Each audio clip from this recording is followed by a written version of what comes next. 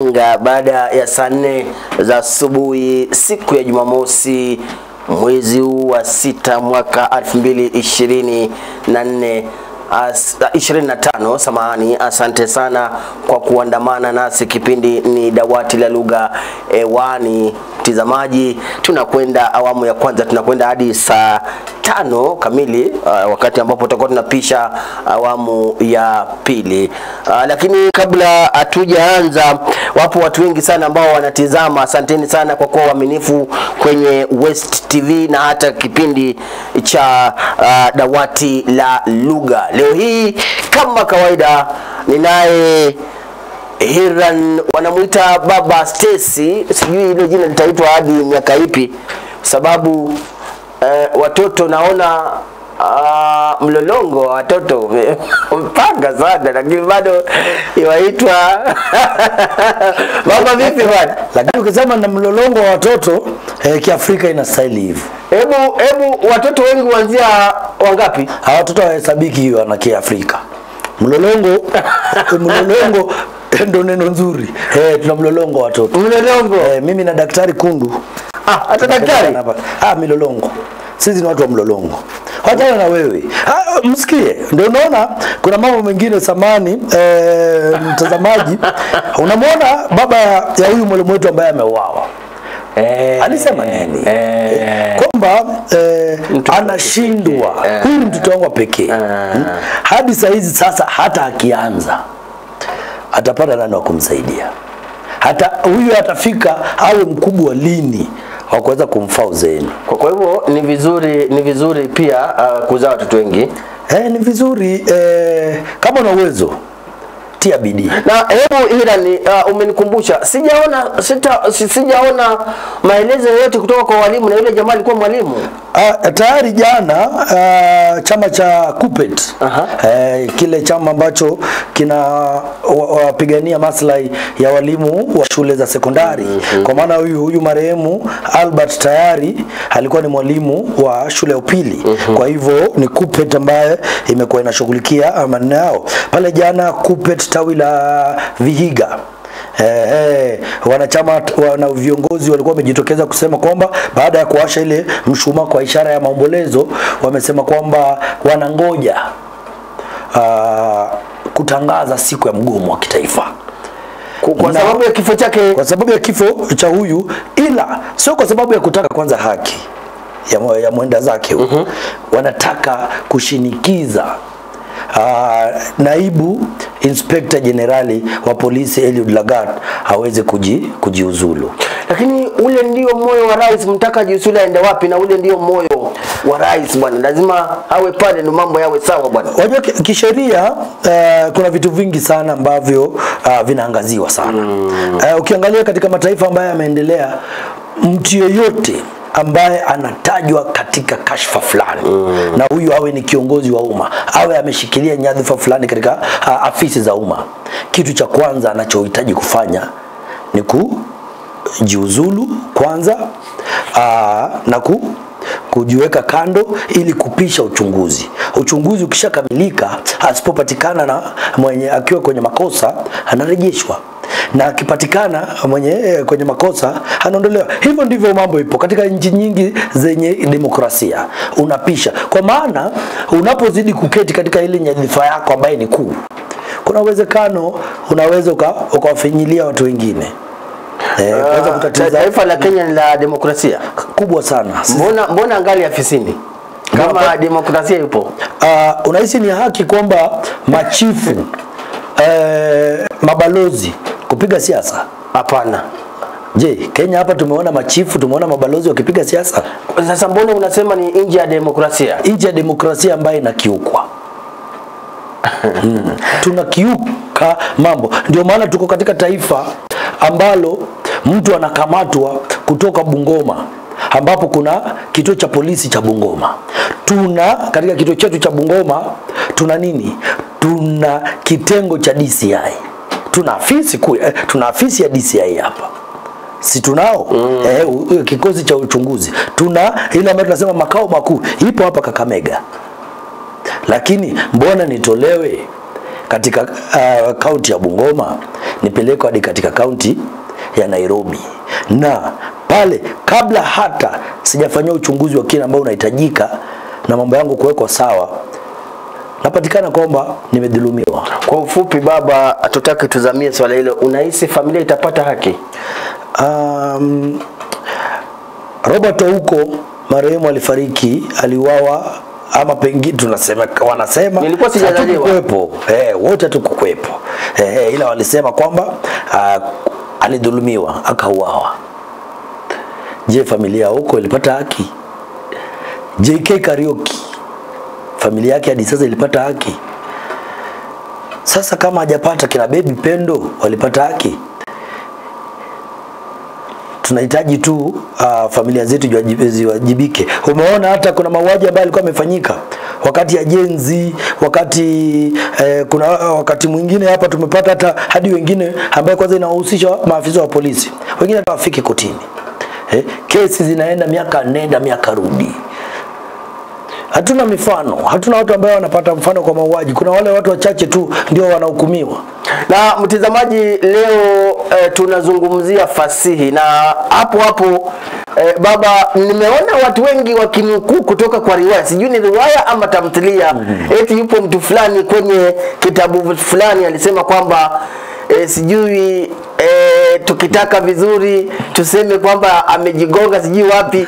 Ilikuwa wapi? Nimeona mambo kama hayo mitandaoni. Wengi mimi nilikuwa mmoja wa wanafunzi ambao tulitainiwa katika kifo kisimani. Lakini kiukweli pengine nikirejelee kile kitabu na nitafute nukuu hiyo. Kwa maana sidhani kama nakumbuka kama ilikuwepo katika ile mazungumzo ya kati ya askari wa kwanza na askari wa pili, na wale ambao walikuwa wandani wa Mtemi Bokono. Kwa maana tulielezea kuna Mtemi Bokono, kuna Gege wa Biuki ambaye alitumika kumsaliti kakae Mwelusi. Unaona, sasa haya yote yanatokana kwa baada ya Mwelusi kukamatwa.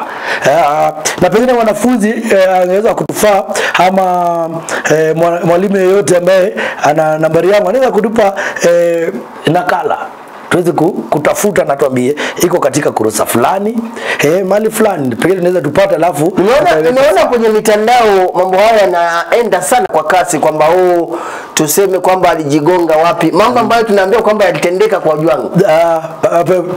Kuna tatizo kidogo. Kuna uwezekano, unajua Kenya na ubunifu. Kwa maana mimi nilitainiwa, lakini sidhani kama nakumbuka, naweza kuwa nakosea. Kitabu nilikisoma miaka mingi, ila inaweza kuwa nimekosea, lakini sidhani kama nakumbuka kuna mahali nilisoma.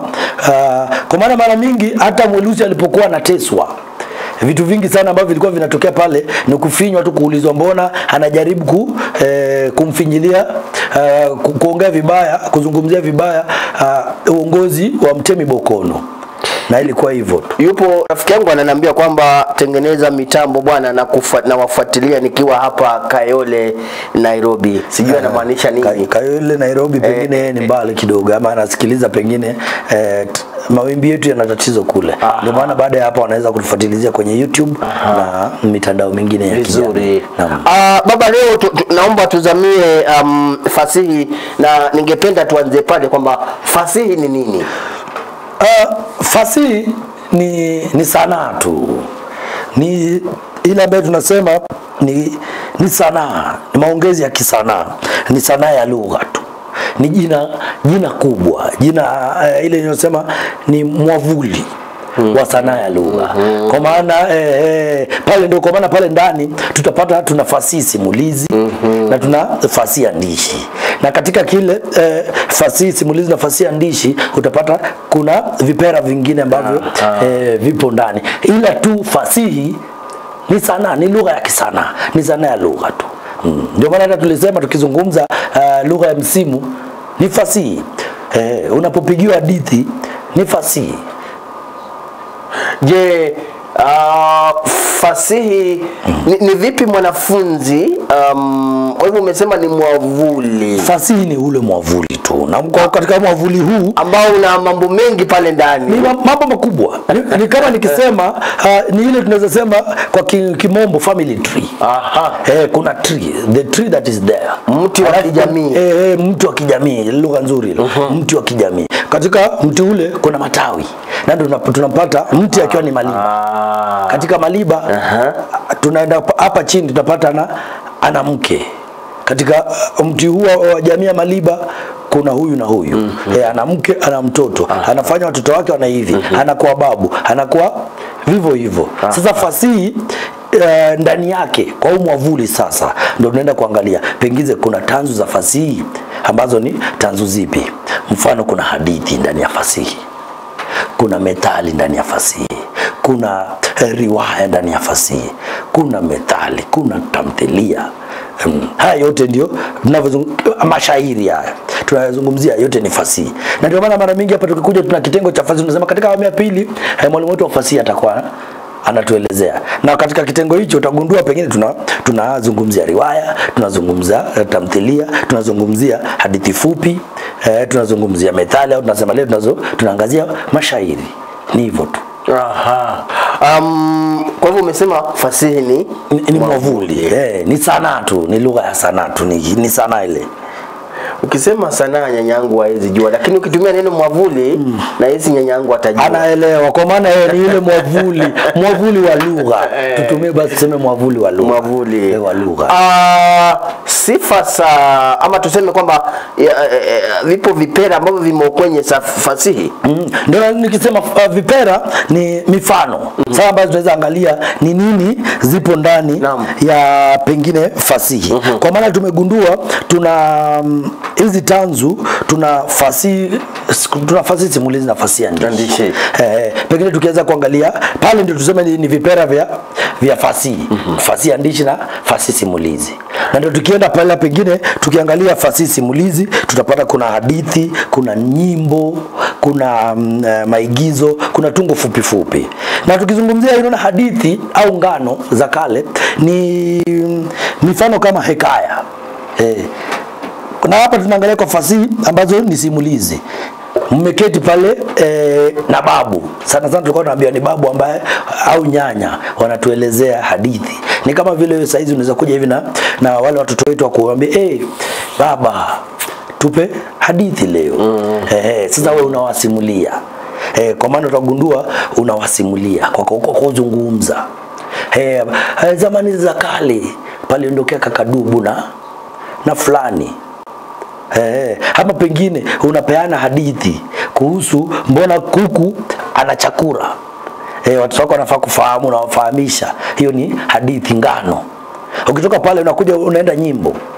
Nyimbo tu hata kuimba. Alafu unaanza kutoa katika ile utunzi unaanza kuchambua. Unagundua kwamba ameimba kutumia mdomo, anasimulia. Kuna wale wengine ambao wanakuja na kukariria shairi kutumia mdomo. Yeye anakusimulia. Kwa hivyo hata simulizi yoyote ile ni fasihi. Simulizi yoyote ni fasihi. Umenikumbusha mbali kwa sababu jana wakati niliingia kwa nyumba nilikuwa nikitizama taarifa watoto wakawa wananiuliza baba siku hizi baba alienda wapi kwa maana ya mzee Raila. Hatumsikizi tulivyokuwa tukimsikiza. Wale watoto wako wale ushawaingiza kwenye mrengo wa upinzani tumeona. Raila yumo upinzani? Yuko kwenye serikali upinzani. Kwa hivyo wakati ambapo unasimulia hivi tunavyozungumza na wewe, je, ni fasihi? Uwezekano mkubwa ni fasihi tu. Kwa maana tunazungumza. Haya inakuja ni fasihi simulizi. Tunapigiana tu gumzo, tunapiga na gumzo tu. Hii ni mazungumzo.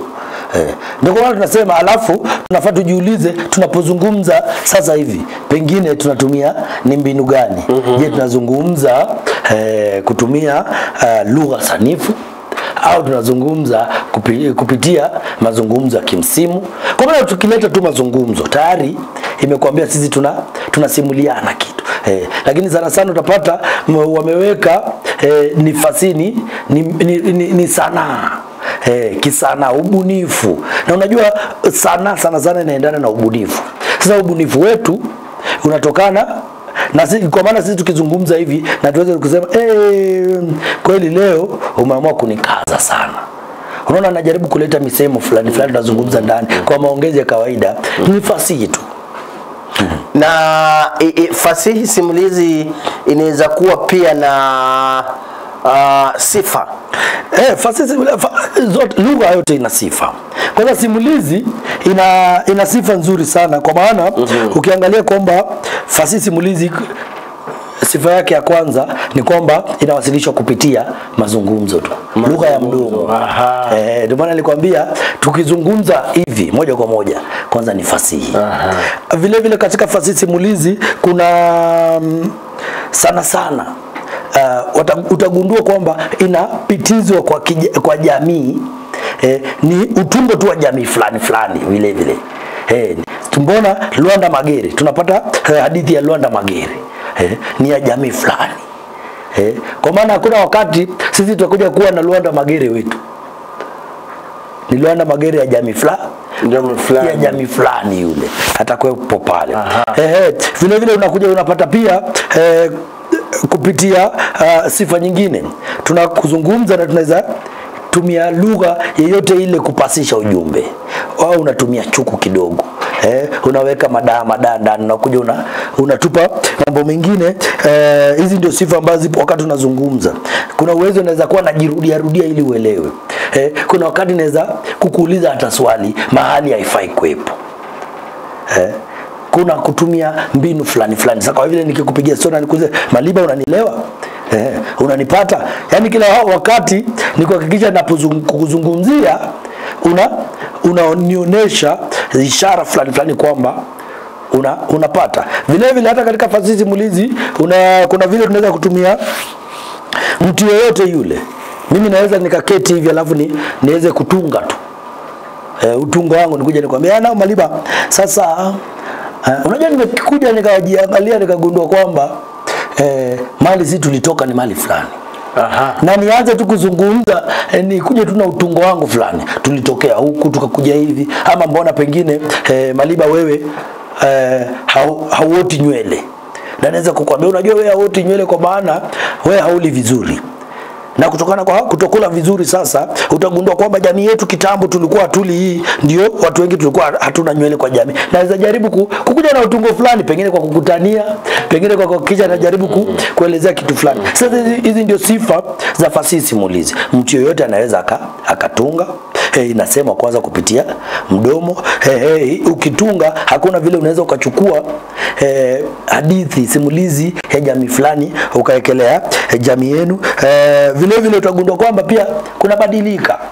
Sisi tulikuwa tunaambiwa kwamba pengine tukiangazia hadithi ya nabii, tumuite nabii kwa maana alisema sio shujaa, ni nabii Elijah wana mimi. Kuna ile taarifa tulikuwa tunaambia alipiga, wenyewe walikataa wakasema sio shujaa, huyu ni nabii. Kwa nini wanasema si shujaa? Tuwezi tukajua, kwa maana wanasema kishujaa tayari hata serikali yetu imeshindwa kumkumbatia kama shujaa. Nimekupata. Na umenipata. Sasa wanamuita tu yeye ni nabii. Alafu utakuja kugundua vile nimesema kwamba utagundua muda unavyozidi kusonga kunazidi pia kubadilika.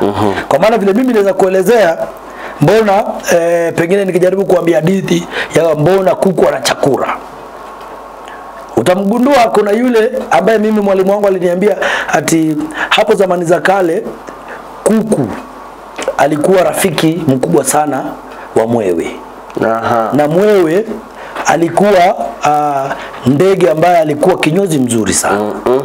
Alikuwa na ujuzi wa kukata nywele. Lakini wakati mmoja kuku akataka kwenda safari, akaona watoto wake, akasema mbona watoto wangu hawajapendeza, hawajang'ara. Kwa hivyo akawachukua, akaenda kuomba kijembe kwa kinyozi ambaye ni mwewe. Mwewe akampa na masharti, akamwambia na tafadhali, kwa maana ni bidhaa yangu ya kazi, kesho unirejeshe. wakati ule kuku alipomaliza kuwakata nywele watoto wake, kesho wakati kulipokucha alipoenda kutazama mahali kijembe kipo, hakukipata. Akaanza kutafuta wapi, akaanza kutafuta huku na kule, hakukipata. Wakati mwewe alipokuja kuitisha, ikawa ipatikani. Na ile kumkwepa mwewe apeleki kijembe cha wenyewe. Kwa hivyo haya masimulizi sasa yote, simulizi kama haya, unaona mimi hapa natumia kijembe kwa jina wembe ule, lakini kuna mwingine atakuja, wewe kuna mfano utakuja utatumia, utasema ni sindano. Sasa unaona tayari imebadilika. Hadithi ni ile ile ya mwewe na kuku na sababu ya kuchakura. Lakini kilichoombwa ni nini? Mimi nimetumia ni wembe. Mwingine atasema hapana ni sindano. Mwingine atakuja atasema hapana alimpa kiberiti. Alafu pia sifa nyingine sijui kama hii ni nzuri, kwamba sifa ya fasihi simulizi ni kwamba si lazima mimi na wewe tutoshane umri labda ndio tuzungumze. Utunzi inakuja pale. Sasa mali tunasema mtu yoyote ana uwezo wa kutunga fasihi simulizi, mtu wa umri yoyote, mtu yeyote anaweza. Mimi naweza nikakaa hapa, mimi mara sio moja napoketi na watoto wangu, naona wakiniambia baba leo tupigie hadithi, na wapigia hizi zangu za kutunga tukujitungia na watungia na wapa. Halafu sasa mimi nikishakamilisha nawaambia naam, sasa upande wenu unipe hadithi. Msichana wangu anaanza, halafu sasa yake elezea, mvulana anasema pana, pia mimi nina hadithi, na anaanza hadithi njoo uongo njoo utamu kolea. Hapo zamani za kale paliondokea kuku na punda. Ati kuku akaenda huko, alafu anafika mahali anasema ati hawakuwa kuku na nini. Sasa unaona pia yeye anajizatiti kufanya utungo wake, na mimi namsikiliza. Ni vivyo hivyo, mtu yoyote anaweza akafanya hivyo. Na ikumbukwe sifa moja ambayo ni kuu sana, fasihi simulizi inahifadhiwa wapi? Kichwani tu, akilini. Kwa maana huko si ni utungo wako, hifadhi ya fasihi simulizi ni akilini. Nimekupata, umenipata. Kwa hivyo lazima kuwe na anayezungumza na anayesikiliza, ama wanaosikiliza. Kwa hiyo sana lazima kuwe na msimulizi na wanaomsikiliza na wasikilizaji. Sasa lazima unapozungumza kuna hadhira iko pale watakusikia. Je, fasihi simulizi usimuliwa mahali speciali ama mahali popote pale? Sana unajua tukiangalia katika sifa ama ilikuwa inatumika kwa nini? Kuna uwezekano mkubwa ikawa pia ni mahali ambayo inahitajika, ni mahali ile mahali tunasema specific. Ulikuwa umesemaje kwa Kiswahili? Imenipotea hilo neno. Mahali maalum, special. Mahali special. Kwa maana kuna yule mtu anaweza kupa ngano, inategemea unatupa ngano ama unatusimulia kwa nini. Kuna yule ambaye anasimulia kwa kuwapa tu hadithi tu ili mfurahie. Ataenda ataita mali fulani, atasema kwa maana nimeona saizi atokenda kwenye mitandao ya YouTube kuna watu ambao wanaendeleza sanaa hii kwa kuwapigia watu hadithi na unaketi unasikiza kabisa. Sasa inaweza kuwa sio mali hata special, kwa maana inategemea simulizi hiyo ina manufaa gani au ina malengo yapi. Fasihi simulizi, tofauti ya fasihi simulizi na fasihi andishi nini? Sasa kuna simulizi kwa maana nimekusimulia. Fasihi andishi kwa maana sasa umekisoma, hii lazima iandikwe. Halafu ikishaandikwa sasa nakupa nakala. Naam, sasa kasome. Ndio maana tuna riwaya, tuna hadithi fupi, tuna tamthilia. Haya yote sasa zimeandikwa, tuna nakala. Ikiwa hivyo nakala sasa wewe wakati unaposoma tayari hiyo ni andishi. mwanafunzi anastahili kwa sababu kuna wale ambao wanahisi tu kwamba hivi tunavyozungumza nawe baba ni kwamba wapo wanaotufuatilia, lakini mwanafunzi ana akili kwamba fasihi simulizi ama fasihi hiyo sio yangu. Na unajua labda anaenda kuandika mtihani wake mwaka huu labda. Anasema kwamba fasihi sio yangu. Kuna vile wanasema kwa lugha ya nyumbani kule kwamba si kidomo changu. Si kidomo changu. Kuna tatizo kubwa sana. Naomba utusaidie ni vipi mwanafunzi anaweza akaimarisha fasihi yake. Hata kama si mwanafunzi, hata mtu yoyote tu yule. Mara sio moja sisi tumekuwa tunaambiwa na walimu kwamba unapokuwa na mazoea ya kufanya kitu unaipata sana. Mfano kwanza lazima walimu shuleni, na hii naomba tuweke wazi, kama pengine ni kwa walimu ama wale ambao kuradi iwe ni walimu au mtu yote ambaye umesema ni mpenzi tu wa kusoma fasihi ama wakutaka kuelewa fasihi anafanya namna gani. Tuache kuambia watoto wetu au wanafunzi wetu hizi dhana potovu kwamba kuna vitu vingine hii hata hautapita. Unajua tayari ukishamwambia mwanafunzi hii hata hautapita. Hii ni ngumu. Ni ngumu. Ushaweleta dhana, ushapanda tayari dhana potovu sana kwa mwanafunzi. Kwamba hii ni ngumu. Yeye akielekea pale anaelekea kujua ni ngumu. Kuna wale yule mwalimu atakaingia darasani na kitu cha kwanza anachofanya ni kusema katika nguu za jadi hapa usiposoma hiki kitabu si nyepesi, lazima ukisome.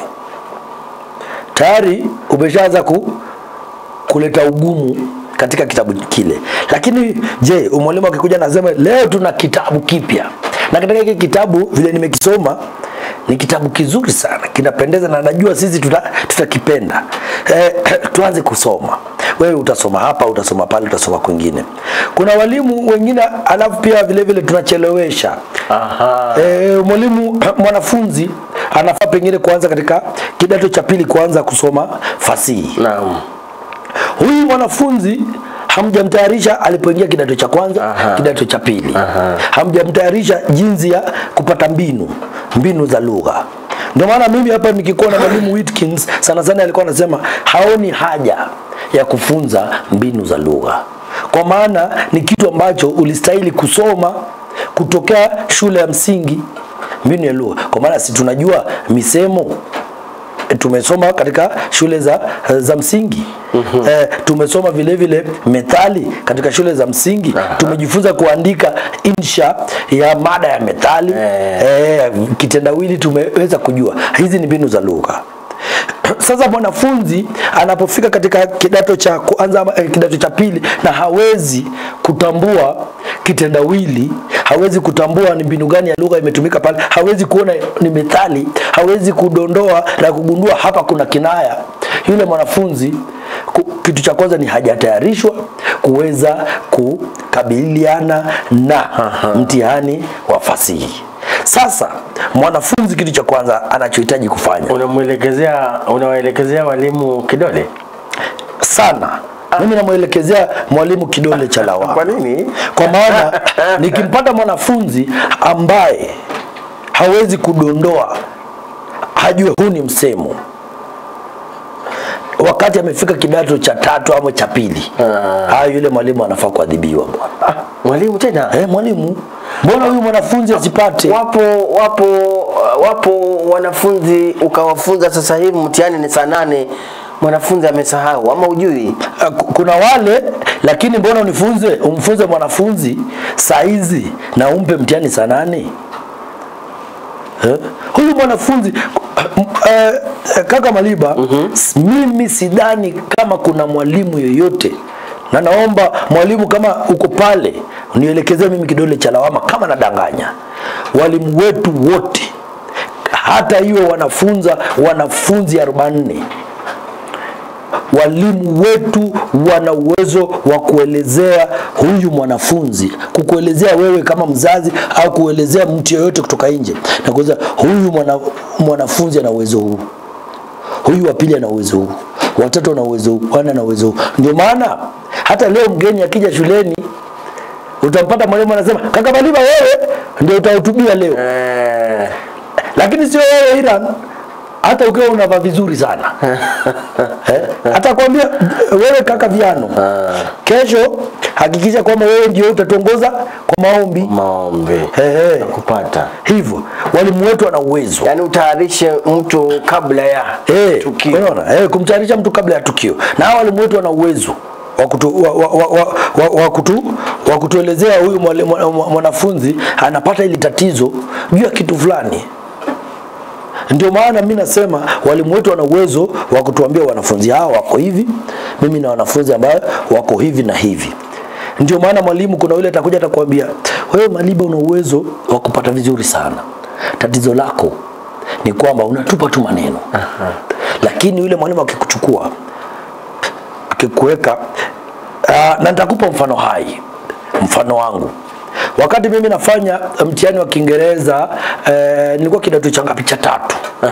Nafanya ilikuwa kuandika, nilikuwa nafanya mtihani wa Kiingereza lakini fasihi tu. Mara yangu ya kwanza kupata sufuri. Sufuri? Yaani yule mwalimu alinipatia sufuri. Sufuri yenyewe? Sufuri kati ya 20. Na nikwambia mbona nilipa sufuri? Tumekosana kidogo. Hatukukosana. Mimi yeye chenye alifanya hakunipa alama. Lakini aliniita, tunakaniambia Iran njoo. Mimi nikaelekea, akachukua karatasi yangu hivi. Singeweza kupata sufuri, lakini nasema tu mimi nilipata sufuri kulingana na mimi. Kwa maana alinielekeza, akachukua karatasi yangu hivi na kuniambia, Iran, wewe ni mwanafunzi mzuri wa fasihi, lakini tatizo lako unaona unaandika sana, unakwepa jumbe ambazo unahitajika kuandika. Zile hoja. Hautupi hoja. Unatapakaa. Na akaniambia, ona hapa katika aya yako ya kwanza umeandika hivi na hivi, ndio hii, lakini hoja yako ndio hii hapa, lakini umeiborongesha hapa, haujalenga ndipo. Ya pili akanielekeza aya ya kwanza, ya pili, ya tatu, ya 4, ya 5 hadi kwa kule ambapo tulikuwa naita, kwa maana fasihi mara mingi walikuwa wanatuambia where is your introduction and where is your conclusion. Ndio utapata introduction na utapata conclusion, lakini hapa katikati hoja umedondosha, umekwenda ndivyo sivyo. Akanielekeza na akakuja akaniambia, unaona? Na nikasema kweli Maliba na kuelezea mtihani huo swali hilo nilipatana naye wakati nafanya ile mtihani tulikuwa naita mock. Na Vivyo hivyo nililetewa hivi.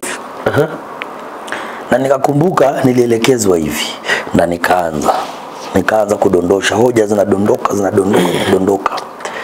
Yule mwalimu alikuja na karatasi yangu, wakati alikuja anapeana, akasalia na yako yangu, akasalia na kaiweka hapa kando. Akapeana. Na mwishowe akasema, wajua katika mtihani huu wetu wa fasihi, mtu ambaye amepata 20 out of 20 ni mmoja peke yake. Lakini pia si unaona 20 unapewa. Nilipewa 20 out of 20. Unajua kitu kingine ni kwamba fasihi nyingi kwanza hata sio lugha wanakuambia hawako makini sana na lugha, sana na hoja, wako sawa na hoja. Nilipatiwa karatasi yangu 20 over 20. Tena imesahihishwa na kalamu rangi ngapi? Rangi 3. Rangi nyeusi, rangi ya ile nyekundu na rangi ya green, tunaita kijani kibichi. Hivyo. Yaani imepitiwa kwa hakikisha, haijapitia mkono wa mtu mmoja. Iliwekwa pale kwa ile maelekezo ambayo nilikuwa napewa. Pengine nilipatiwa 20 juu ya 20 kwa maana ilikuwa ni mtihani ya shule za eneo hilo. Pengine kwa kitaifa ingekuwa hivyo. Hebu niulize, kwa ufupi unasema kwamba kufeli kwa wanafunzi wengi kunatokana na utepetevu wa walimu sana. Mimi naweza nikaekelea kule. Kwa maana mbona Maliba walimu wanafanya kazi yao? Mbona Maliba? Swali ni mbona Maliba? Mwalimu ana uwezo wa kuchagua watoto ambao atasema hawa watoto wanahitaji masomo ya ziada. Yeye uchagua ni malipo ya wazazi ndio inatokana. Ndio maana wewe ukienda hata shuleni saa hizi, chukua mfano, nenda kwa mwalimu mwambie mbona mtoto wangu afanye vizuri. Atakwambia huyu mtoto wako anahitaji masomo ya ziada. Wewe tunaweza tukafanya mpango wetu. Mimi niweze nikampa masomo ya ziada. Unawaelekezea walimu kidole cha lawama sana kwa kufeli kwa wanafunzi. Kwa wanafunzi tena idadi kubwa ya wanafunzi. Sio kwa kufeli kwa wanafunzi, kuna wale wanafunzi wengine ambao wana matatizo yao tu. Ni wavivu, hawapendi kusoma. Kuna wale wanafunzi ambao pengine wakienda kwenye mtihani, mnamwelekeza mwanafunzi na mtihani, mwanafunzi kitu cha kwanza usiandike jina kwenye mtihani wako. Yeye anaandika jina. Kuna yule mwanafunzi ambaye utamwambia usiweke alama nje ya mahali unahitaji kuweka ile alama. Anaweka. Je, si tuna watu wazima ambao wakaenda kupiga kura, wanapiga kura nje ya eneo ambao wamesema usipitize hapa, yeye ndiye anapitiza na inakuwa kura ambazo zimeharibika. Sasa walimu wetu, nasema ni idadi kubwa ya wanafunzi wanafeli kwa maana walimu wetu hawatoi maelekezo vizuri. Maliba anaweza kupa mfano. Kuna darasa fulani unaweza ukapata kati ya wanasema za kidato cha 4 kuna madarasa matatu. Darasa la pengine useme 4A, 4B na 4C. Kuna 4A inafanya vizuri sana, 4B inafanya vizuri sana, 4C haifanyi vizuri. Lakini kuna mwalimu anatoka tu kwingine, anakuja pale na anapatiwa 4C na anaanza kuwaelekeza na wanafunzi wanaenda kufanya vizuri. Na wanafunzi wanafanya vizuri baada tu ya miezi 2-3. Mtihani mnapewa mtihani sawa. Alafu unapigwa na mshangao kwamba hawa wanafunzi si wanakuja kwa kasi. Unakuja wanawapigwa hao wengine. Je, ni nani mwenye kulaumiwa katika neno hilo? Kumaanisha kwamba ni mwalimu ambaye pengine amekuja pale na anagundua mbinu hii ndio itafaa katika kuelekeza wanafunzi hawa. Mara ya kwanza kukusikia wewe ukimnyoshia mwalimu kidole cha lawama ni leo.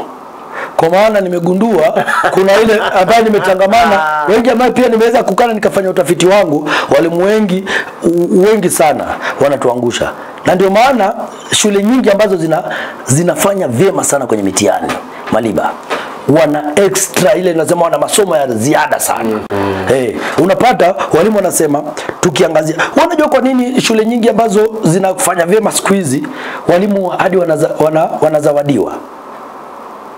Ni kwa sababu mwalimu kwanza, kitu cha kwanza wanaambiwa walimu ambao mtaandikisha alama ya A katika kila somo lako, katika somo lako, kwa somo fulani, utagundua kwamba wanafunzi wengi mwalimu anatia bidii sana.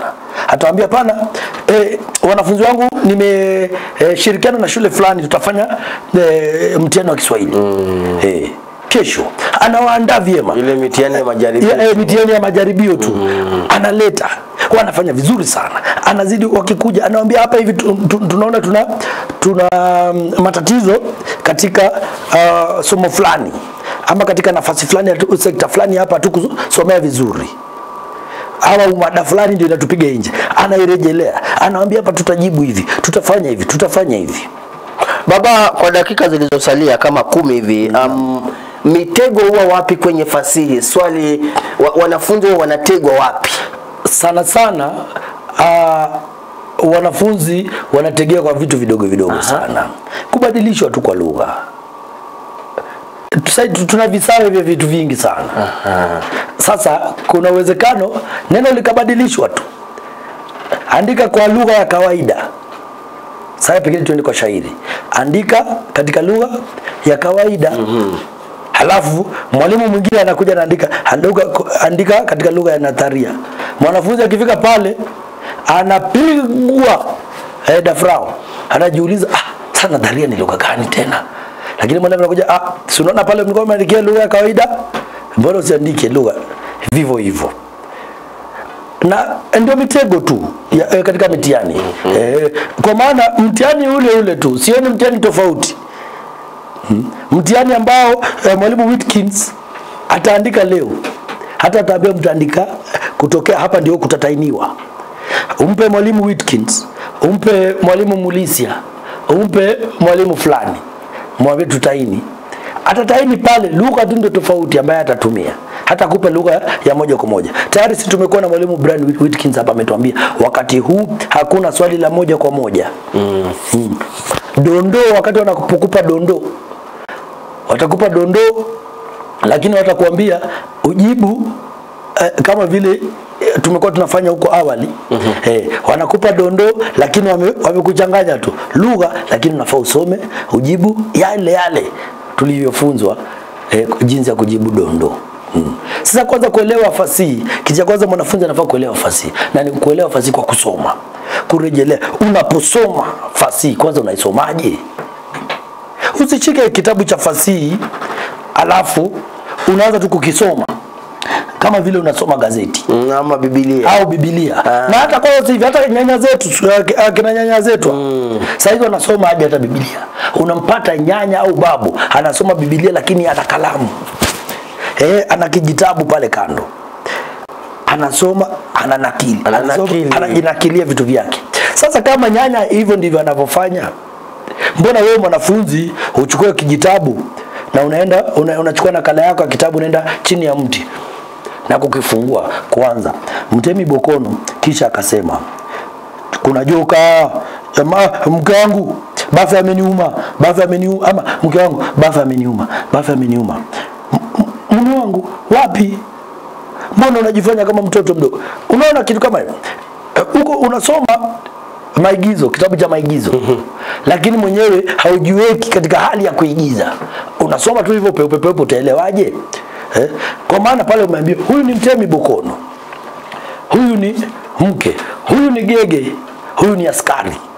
Lazima pia unapoangalia upande wako unafaa ujue gege anaweza kuwa anazungumza na sauti gani, mtemi anaweza kuwa akizungumza na sauti gani. Sasa ukijiweka kule utagundua kwamba unapata ule mtiririko vizuri sana. Sasa lazima mwanafunzi aache kusoma kile kitabu cha fasihi kama tu kitabu cha kawaida. Anafaa kianza kusoma, anafaa jiulize, hapa nimesoma mbinu za lugha, ni lugha gani imetumika hapa? Aweze kudondoa, aseme katika lugha hii. Ndio maana walimu wengi wanapenda kuambia mwanafunzi soma kitabu cha fasihi mara sio moja. Kama ni hadithi, soma kama unasoma mara ya kwanza kujua kupata mtiririko, halafu na urejea mara ya pili. Soma ukijipigia mstari, ukiziwekea alama kwamba ni mbinu fulani nimepata hapa, hii ni mbinu fulani nimepata hapa, hii ni mbinu fulani nimepata hapa, hii ni mbinu fulani nimepata hapa. Alafu rejelea sasa mara ya tatu kusoma na kuelewa, naweza nikadondoa aje sasa hoja fulani katika kitabu hiki. Je, nikisoma hapa naweza nikapata huyu muhusika. Sasa unadondoa kwa ndani muhusika na sifa gani? Unaona sasa? Yule mwanafunzi akifanya hivyo kuna uwezekano mkubwa kuandikisha alama nzuri. Maliba fasihi ndio sehemu ambayo mwanafunzi anajizolea alama za bwerere kuliko katika sarufi. Katika upande wa sarufi. Na Baba Stacy, wakati ambapo tulikuwa wadogo kule shuleni tukisoma, tulikuwa tunaambiwa mara kwa mara, utampata mwalimu, wakati mwingine walimu wajeuri sana, utampata mwalimu anaingia darasani anasema, wewe unajua mimi ni 25% nakupa, 75% ni zako, ujitegemea. Sasa yule ambaye anakuambia hivyo, wajua anakusaidia sana. Sasa nimeleta swali hilo kwa sababu umesema kwamba wanafunzi wa kifeli wewe unawaelekezea walimu lawama. Ikiwa mwalimu anampa mwanafunzi 25%, mbona unataka kumwelekezea lawama? Mbona unipe 25%? Lakini hivyo ndio tulikuwa tunaambiwa. Swali ni kwanza wewe ndiye uliambiwa unapewa 25%. Sisi yetu tulikuwa tunaambiwa mimi ni kukuelekeza kuhakikisha unasoma na kukuelekeza mahali umeshindwa. Mahali nimeshindwa wapi? Nimeshindwa kote.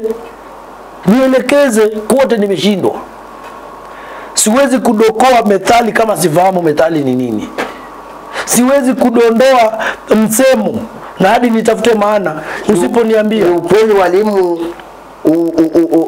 wasaidia wanafunzi kwa 25% zilizosalia ni za wanafunzi kama ni nahisi sana ni mwalimu anafaa nipe 50%.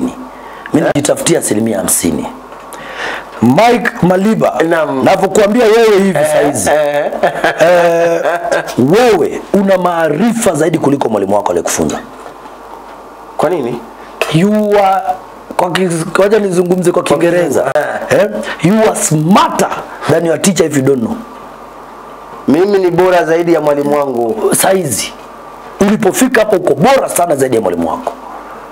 Na mimi hata mwalimu wangu kwa vitu ambazo mimi nafanya saizi niko bora mara 100 zaidi ya mwalimu wangu. Kwa nini?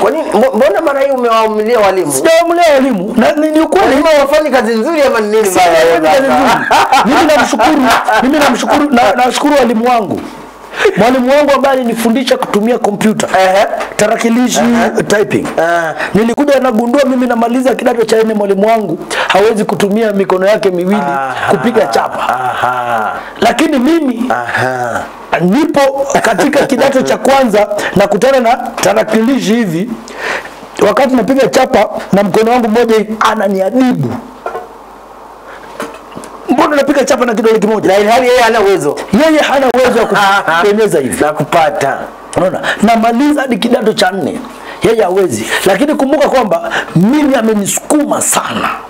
Sasa Maliba, mimi wakati napiga chapa, wakati mwingine hata nazungumza na wewe lakini nabonyeza tu. Una uwezo wa nabonyeza. Na kazi zangu zinaendelea na nazungumza. Unaona kitu kama hicho? Mara nyingi mimi nikuja hapo ukiendeleza kazi na tunazungumza. Na naendeleza kazi. Kumaanisha mimi ni bora sana na mwalimu wangu. Kitu ambacho sisi tunastahili tuwapa walimu wetu ni heko kwa kutuweka mahali tulipo. Mwalimu, wewe ndio ulifanya nikapenda hiki. Mwalimu ni msukumo wako umenifikisha hapa. Mimi kuna vitu zaidi nikipigia mwalimu wangu nikaanza kumwambia maswala fulani anaanza tu kucheka, anakuambia ndugu yangu wewe hizo ni nini? Umeenda zaidi. Umeenda zaidi bwana. Unaona? Sasa hivyo kuna walimu wetu ambao sisi ni bora kualiko, lakini juu ya heshima ya walimu wetu tunawathamini. Yeye alinitoa katika kiwango fulani, akanipandisha kiwango kingine, akanitoa kiwango kingine, hata kiwango kingine. Baba, kwa ufupi unasema kwamba walimu wanastahili kutia bidii. Walimu wetu wanafaa kwanza wakati unaingia wanafaa kutupa ule mchicheto. Kutuambia hiki ni kitamu. Kwa maana tuna walimu ambao hawaingii darasani na vitabu. Wanakuja na chaki tu. Umenikumbusha mbali sana. Yani wale walimu kumaanisha wanajielewa. Yani mwalimu anaingia darasani na chaki tu. Chaki tu, anakuja na kuanza tu. Anazungumza na kuanza kusema, mnaona Pablo inavyokwenda.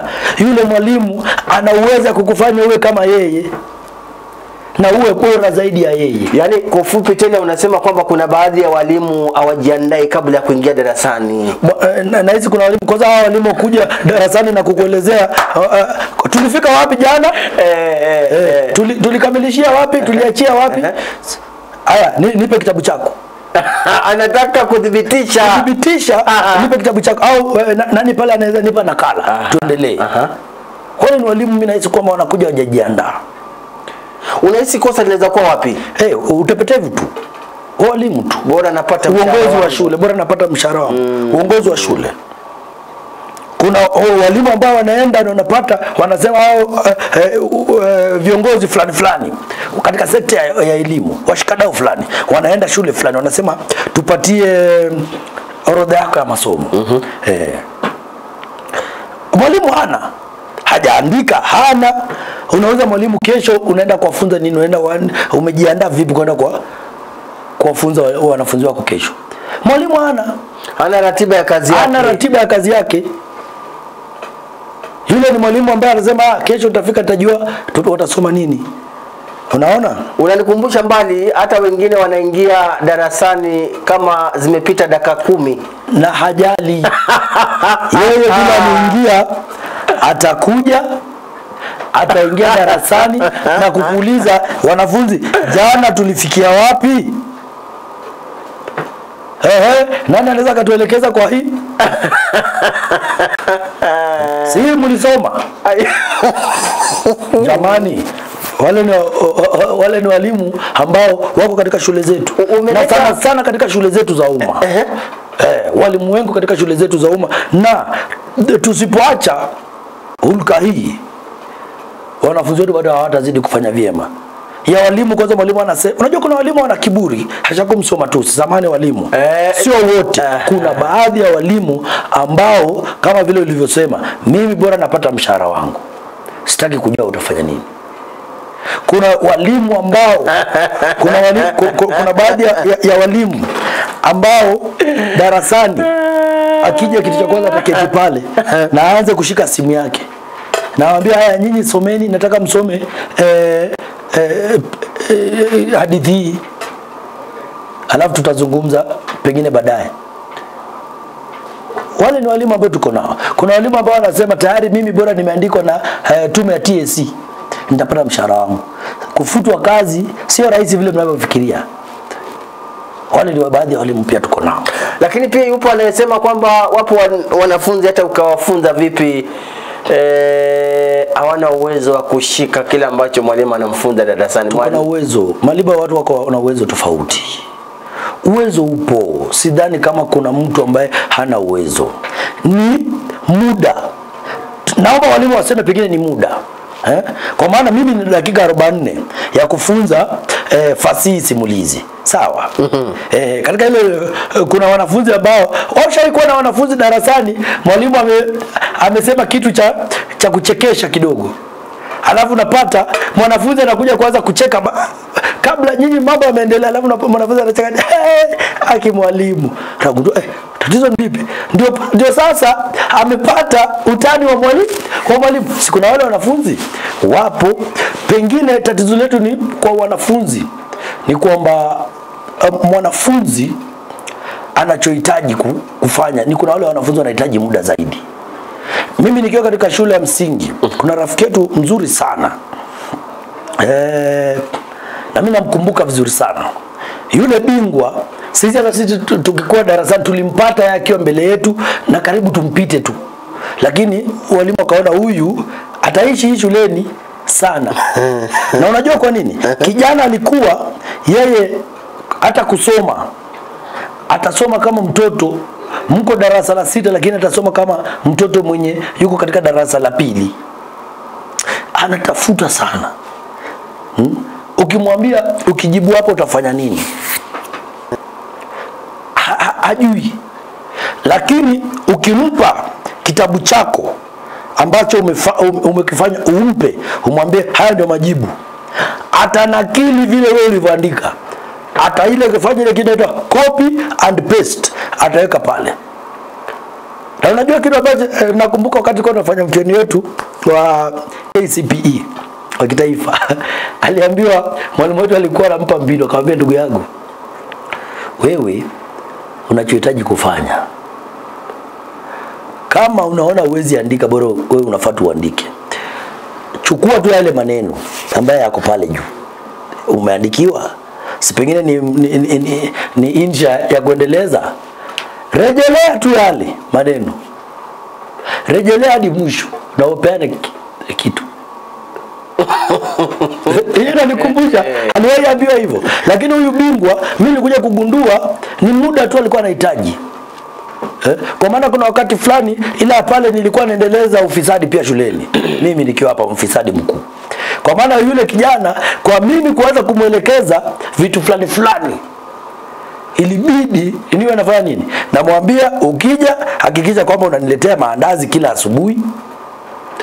Nina hizi sweet unaniletea. Unanifanyia vitu fulani za kuniletea. Baba akaniletea na nikawa na mpele tunaita masomo ya ziada, naambia sasa hapa tutafanya hivi. Ukifanya hivi ukikuja wakati napewa karatasi ya mtihani tafuta swali rahisi tu lenye unaweza, na maanisha walimu wanahitaji hongo ndio wajitume. Mimi mwalimu akiniambia nizungumzie kando nikupatie mtoto wako masomo ya ziada, najua huyo mwalimu anahitaji hongo. Anahitaji hongo. Kipindi kichajo naomba tafadhali tuzungumzie uhusiano wa wanafunzi, walimu na wazazi. Kwa sababu mara nyingi utasikia mwanafunzi kama amefanya vibaya, lawama zitaelekezewa mwalimu sana. Kama vile mimi na nimeona hata wewe umewaonyesha kidole. Nimewaonyesha kidole. Lakini vile nimesema mwalimu ambaye, kuna walimu wengi maliba. Mwalimu anaambiwa kwamba ukiandikisha alama ya A unapata nini? Shilingi 1000 kama zawadi. Umesikia? Ukipata alama ya A unapata nini? Shilingi 1000 kama zawadi. Yule mwalimu si yeye ndiye anafanya mtihani, ni yeye kweli? Hapana. Mbona anakula 1000 ya mwanafunzi? Sasa kupata bidii ya mwanafunzi kupata bidii ya mwalimu. Sasa si ndio hiyo? Kama tunasema mwalimu sasa ndiye anastahili kula ile 1000 kwa maana ya mwanafunzi. Yule mwalimu ni bidii yake.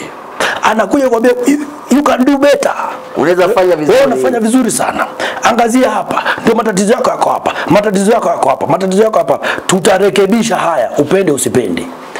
Na anakuelekeza na unaipata vizuri sana. Na akishakuelekeza si yako ukishaandikisha alama ya si anapewa. Kuna walimu ambao mtihani wa kitaifa ukishatoka mara moja wana uwezo katika darasa ambayo ina wanafunzi 80 anapata 1080. Papo hapo yule mwalimu atakosa kutia bidii tena kuhakikisha kwanza darasa ambalo linakuja. Yule ndiye mwalimu anasema hata kama ni kuwavunja miguu, nitawavunja miguu. Bora mfanye nini? Muelewe. Vivyo hivyo. Mtazamaji, dakika 16 zimekatika baada ya saa 5 za asubuhi. Leo sikutarajia walimu wapate kichapo walichopata leo, lakini siko baya. Anasema kwamba walimu wanaweza kufanya zaidi ya vile wanavyofanya leo hii ili wanafunzi wetu wafanye vizuri darasani. Mtazamaji, hii hoja tutairejelea juma lijalo, awamu ya kwanza kama Mungu atatujalia. Lakini asante sana kwa wale ambao wanatizama, wale ambao wanaendelea kutizama West TV. Dawati la lugha ndicho kipindi. Awamu ya kwanza imekatikia pale mtazamaji, tunaingia awamu ya pili. Lakini asante sana William Nandwa almaarufu Mwelusi. Unasema kwamba uko Kayole, nyumbani ni Butere. Unasema kwamba yule mgeni, huyu si mgeni, huyu ni huyu ndio mgeni hapa. Huyu si mgeni bwana. Huyu si mgeni bwana. Ndio mgeni. Tayari ukiwa hapa wewe ndio mimi ni mgeni. Wananiambia ati yule mgeni anazungumza vile ambavyo sisi wazazi tunataka. Na yeye akae ange wiki kesho tutakuwa tumesema tutazungumzia ushirikiano wa walimu, wanafunzi na wazazi katika kuimarisha matokeo ya wanafunzi. Ndio maana mwalimu, mzazi pia unafaa ujue wakati mwalimu atakuitisha aseme kulingana na ratiba ya TSC inasema kwamba nastahili kuwa darasani saa 2, ukiniamsha saa 12 asubuhi nijukumikie. Wewe ujukumikie mwalimu afike shuleni kama unahitaji afike saa 12. Na yeye TSC imesema masomo yaanze saa ngapi? Saa 2.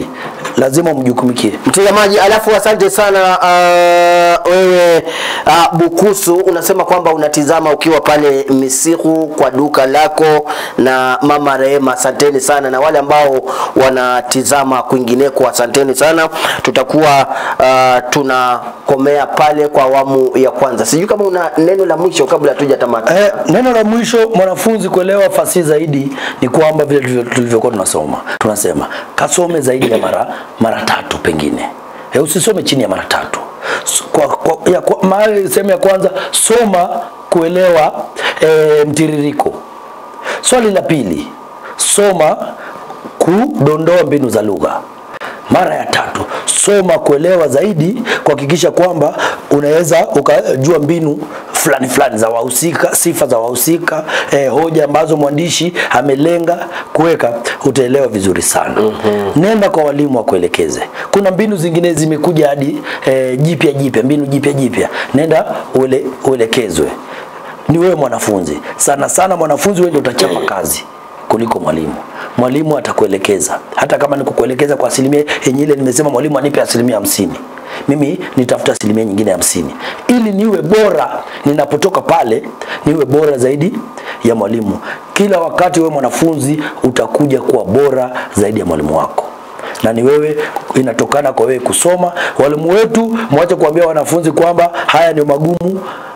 Anza kutupa kututandikia meza vizuri, ili tukipata changamoto tukuambie. Kuna yule mwalimu anaingia na anasema sasa hii ndio mtaiona moto. Tayari umeshawacha kunikumbusha mbali. Nakukumbusha kwa maana unaona vile unapata ugumu wa kuzungumza lugha ya Shem, kwa maana uliambiwa hapa utaenda mahali. Nilikuwa nimetamatisha kipindi, lakini yupo anayeniuliza kwamba tafadhali, kabla mjatoka hewani, Msungu, naomba ulize mgeni wetu wa leo tofauti ya sanduku na jeneza. Niko kwa matanga sasa hivi, lakini natizama West TV kupitia kwa simu yangu. Naomba kujua tofauti ya jeneza na sanduku. Hilo acha mgeni misamiati. Upande misamiati nilisema kuna watu ambao wana mambo yao. Sanduku mimi kulingana nami, kile kifaa ambacho yule mfu ulazwa ndani ni jeneza kwa maiti.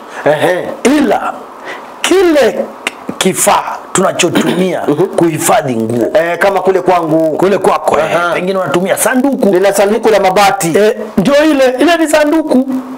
Lakini jeneza ni kile kitu ambacho maiti analazwa kwenda kwa kuzikwa. Na anazikwa nayo, tuseme kwa mfano anazikwa nayo. Kwa maana sijajua ya jamii ya Uislamu wanaita aje ile yenye hao wanabebea, pengine sio, sijui kama ni jeneza ama tunaita nini, lakini sana wanaita pia ni jeneza. Sasa siwezi nikajua. Kwa hivyo kile kifaa ambacho maiti ulazwa ndani wakati ambapo anaenda kuzikwa ni jeneza. Lakini sanduku unahifadhi nguo na vitu vyako vingine, vile vya kuhifadhia kitu nyumbani ni sanduku.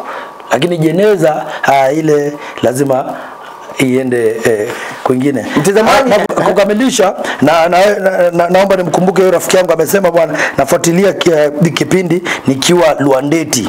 Anajiita Peter Kangumu. Namjua. Peter Kangumu rafiki yako pia. Namjua. Bingwa mzuri sana. Vizuri. Sijui kama umetamatisha. Mimi nimetamatisha. Tukutane pengine wiki kesho tukizungumzia hoja ambayo mwalimu kaka Maliba ameweza kuweka wazi. Mtazamaji, asante sana. Huyu anaitwa kaka Hiran, ama ukipenda muite Baba Stacy, mwelekezi wetu mtazamaji, wa kuhakikisha kwamba picha zinakujia vizuri na hata sauti inakujia vizuri ni Kelvin Kibeti, alafu mimi ni Mike Maliba, wengi wananiita Omsungu. Asante sana. Kipindi cha Dawati la Lugha awamu ya pili tunaingia ndani.